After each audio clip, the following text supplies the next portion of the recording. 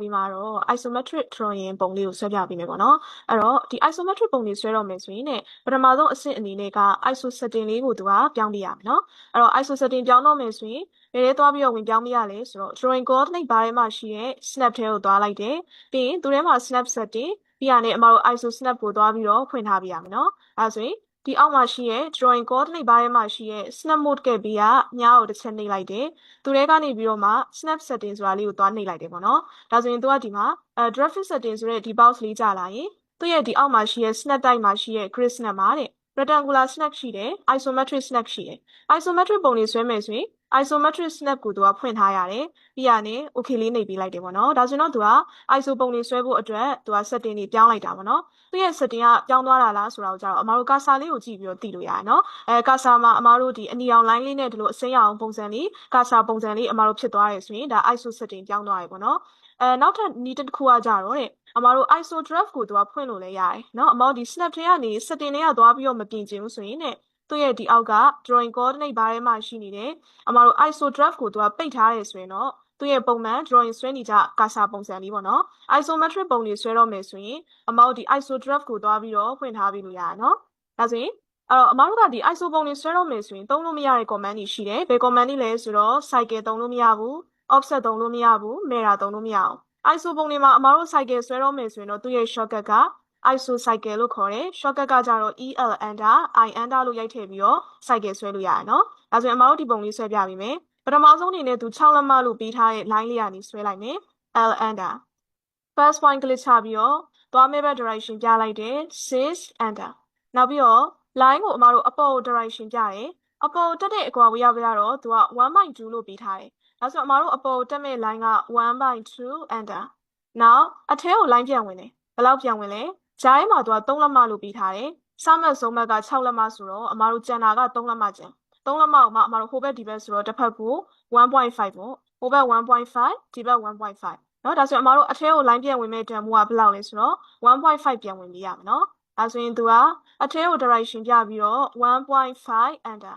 now အပေါ်ထပ်တက်တဲ့အကွာဝေးက 3 1/8 အပေါ် direction ပြပြီးတော့ 3 minus 1/8 enter အရှိကိုထပ်သွားမဲ့တန်ဖိုးကလည်းဘယ်လောက်လဲ3လက်မအရှိကိုထပ်သွားမှာက3 enter အောက်ကိုပြန်ဆင်းတာက3 minus 1/8 enter နောက်ဒီဘက်အရှိကိုထပ်သွားမှာက 1.5 enter အောက်ကိုဆင်းတာက 1/2 enter အမတို့ဒီဘက်ကအကွာဝေးနဲ့သူကတူတူပဲเนาะ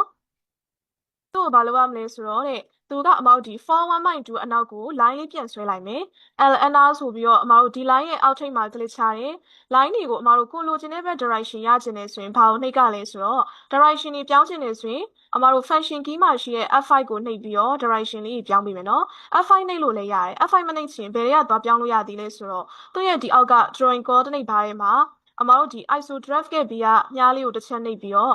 left direction ဘက်ကိုဆွဲမယ်ဒါမှမဟုတ် top direction ဘက်ဆွဲခြင်းနဲ့ right direction ဘက်ဆွဲခြင်းနဲ့ဆိုပြီးတော့ F5 မနှိပ်ချင်အမတို့ဒီ iso draft ကနေပြီးတော့လာပြီးတော့ရွေးပေးလို့လည်းရတယ်ပေါ့နော်ဒါဆိုရင်အတွင်းထဲကို line ပြန်ဝင်ပါသည် 4 minus 1/2 enter enter ဒီအရှိမဆွဲထားတဲ့တစ်ချမ်းလုံးကိုအမတို့ line ရဲ့အနောက်ထိပ်ကို copy ယူလိုက်မယ်နော်အဲ့တော့ copy မယူခင်မှာဒီ3လက်မဆွဲထားတဲ့ line ရဲ့ midpoint မှာ cycle လေးဆွဲရအောင် cycle တန်ဖိုးကအမတို့ 1/4 လို့ပေးထားတယ်အဲ့တော့ cycle ဆွဲမယ်ဆိုတော့ el enter I enter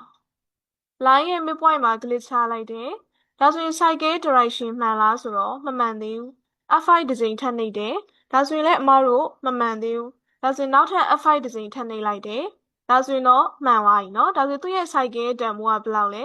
1/4 ဒါဆိုရင် 1 minus 1/4 enter မလိုတဲ့အပိုင်းတွေက tr enter သုံးပြီးတော့မလိုတဲ့အပိုင်းတွေရဲ့အပေါ်မှာကလစ်ချပြီးတော့ဖြတ်လိုက်ပြီးတော့မှအမတို့ဒီအရှိမျက်နှာစာကို line ရဲ့အနောက်ထိပ်ကို copy ယူပေးလိုက်မယ် co enter ဆိုပြီးတော့အမတို့ဒီအရှိမျက်နှာစာတစ်ခုလုံးကို select ပြီးတယ် enter ခောက်လိုက်သူကဒီအောက်ထိပ်ကနေကင်ပြီးတော့ line ရဲ့အနောက်ထိပ်မှာ click ချပြီး comment ထွက်မယ်ဆိုရင် enter ပြန်ခောက်မယ်နော်နောက်ဒီ line ကို copy ပြန်ယူလိုက်မယ် co enter ဆိုပြီးတော့အမတို့ဒီ line ကို select ပြီး enter ခောက်ပြီးတော့သူကထိပ်ကနေကင်အမတို့ဒီထိပ်မှာတစ်ခုဒီမှာတစ်ခုနောက်ဒီမှာတစ်ခုဒီနားမှာတစ်ခုနောက်ဒီဘက်မှာတစ်ခုဒီဘက်ထောက်မှာတစ်ခုနောက်ဒီအောက်ထောက်မှာတစ်ခု line လေးတွေကိုအမတို့သူ့ရဲ့ထိပ်ဒီမှာ copy လေးတွေသွားယူလိုက်မယ်နော် မလိုတဲ့အပိုင်းတွေကို tr နဲ့ပြန်ဖြတ်မယ် tr enter ဆိုပြီးတော့သူ့ရဲ့ဒီမလိုတဲ့အပိုင်းတွေရဲ့အပေါ်မှာကလစ်ချပြီးတော့အမတို့သွားဖြတ်ပေးလိုက်မယ်နော်ဒါလေးကြီးဖြတ်မယ်ပြီးရင်အမတို့ဒီဘက်မှာလည်းဒါလေးကြီးသွားဖြတ်လိုက်